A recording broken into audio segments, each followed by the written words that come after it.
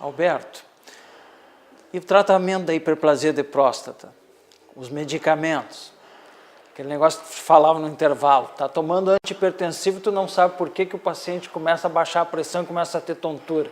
E tem risco de ter TCE, traumatismo crânioencefálico, fratura de colo de fêmur.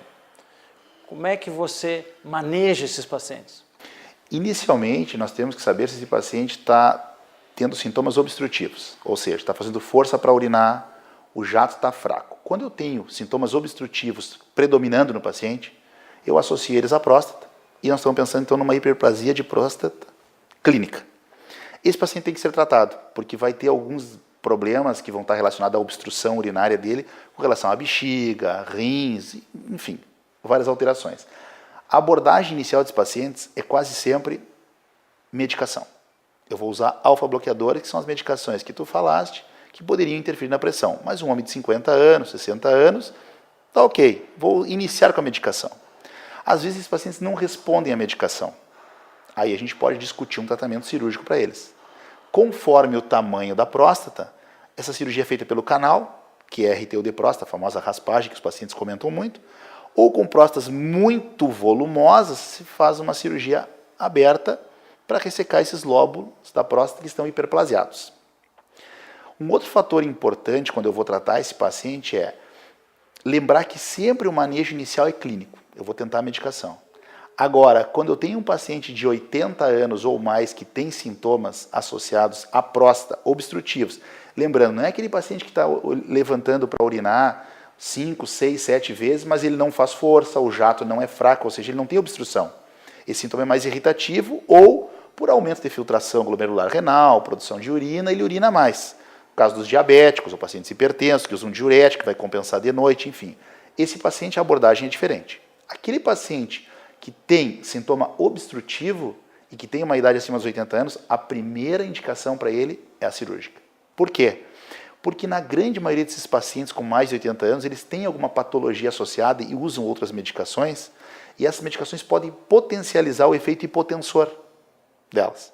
E o paciente levanta da cama, como tu bem comentou comigo no intervalo, vai desmaiar, vai cair, pode bater a cabeça, fazer uma fratura, fazer um hematoma e ter complicações muito maiores. Então, em homens acima dos 80 anos, o que a Sociedade Americana de Urologia, a Brasileira de Urologia e a Europeia preconizam é o tratamento cirúrgico. Isso tem que ter em mente. Agora, homens mais jovens, nós tentamos sempre a medicação antes da cirurgia. A cirurgia é utilizada em homens mais jovens quando o paciente está em retenção urinária, ou seja, não consegue urinar e é um fator obstrutivo mesmo que está sendo causado, tu vai operar esse paciente. Ou naqueles casos que já escaparam ao tratamento clínico, está usando tratamento 1, 2, 3, 4 anos, não está resolvendo mais, ou ele não se adequou, ou ele tem fatores colaterais associados, aí tu vai acabar operando esse paciente. Mas é sempre nesse início a segunda opção, e não a primeira, como a gente vê em muitos casos.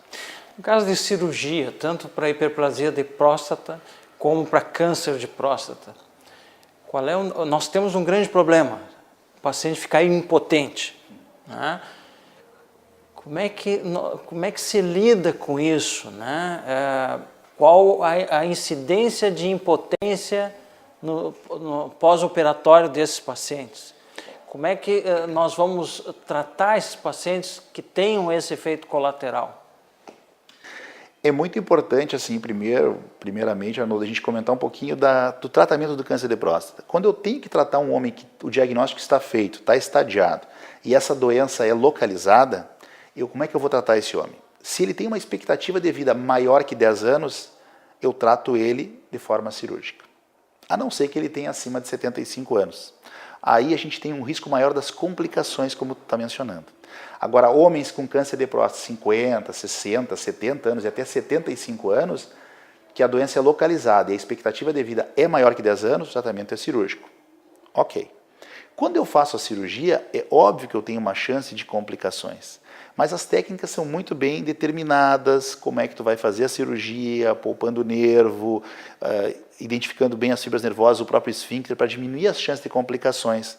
Porque o que a gente tem que lembrar aqui é que os outros tratamentos, como radioterapia, a braquiterapia, que a gente praticamente não utiliza, mas a radioterapia externa, que também pode ser utilizada, também dão para-efeitos ou efeitos colaterais, às vezes tão importantes ou até mais severos ou mais importantes que a própria cirurgia.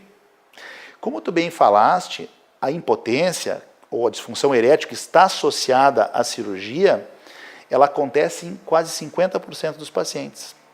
Só que ela vai se estabelecer numa fase bem inicial do tratamento, que é logo que tu faz a cirurgia.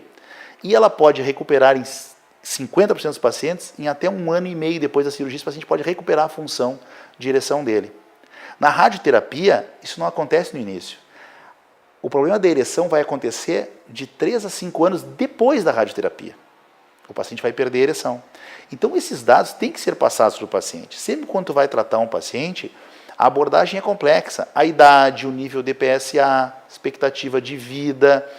Eu sempre ofereço todas as formas de tratamento do paciente, explico todas as complicações que ele pode ter com um e com o outro, e ele vai escolher em conjunto com a gente. Agora, se tu me perguntasse, Alberto, hoje, a melhor forma de tratar um paciente com doença localizada, com serviço de referência, é a forma cirúrgica. É a remoção completa da próstata e das vesículas seminais. Às vezes a gente faz linfadenectomia ou não, dependendo do caso. Mas por quê? Porque eu consigo retirar todo o tumor, o PSA vai cair a níveis de 0 e eu tenho como acompanhar esse paciente de uma forma melhor. Então, a primeira indicação ainda é a cirúrgica em homens com expectativa de vida maior que 10 anos. E por quanto tempo você faz o follow-up, o segmento desses pacientes, para ver se há uma recorrência do problema ou não? Eu brinco com os pacientes que eles casaram com os urologistas. Por quê? Porque a gente não fala nunca em cura de doença, né? A gente fala hoje doença em remissão completa. Até quando? Bom, aí vai depender das variáveis que eu vi lá atrás. Quanto é que é o Gleason, ou seja, uma diferenciação tecidual do tumor, quanto é que estava o PSA prévio dele, se ele não tinha margem positiva, se ele não era um T3 quando tu tira a cirurgia, quer dizer, tem N fatores que vão me levar a pensar que ele pode ou não voltar essa doença ao longo do acompanhamento. O que se faz é um acompanhamento ao longo da vida dele com dosagens de PSA com maior frequência. Isso é o que precisa. Muito bem, doutor Alberto, muito obrigado pela presença aqui conosco, você que trabalha aqui no Hospital de Caridade e em Porto Alegre. Nós tivemos a oportunidade de visitá-lo no seu belo consultório em frente ao Shopping Iguatemi, em Porto Alegre. Muito obrigado pela audiência, até a próxima semana.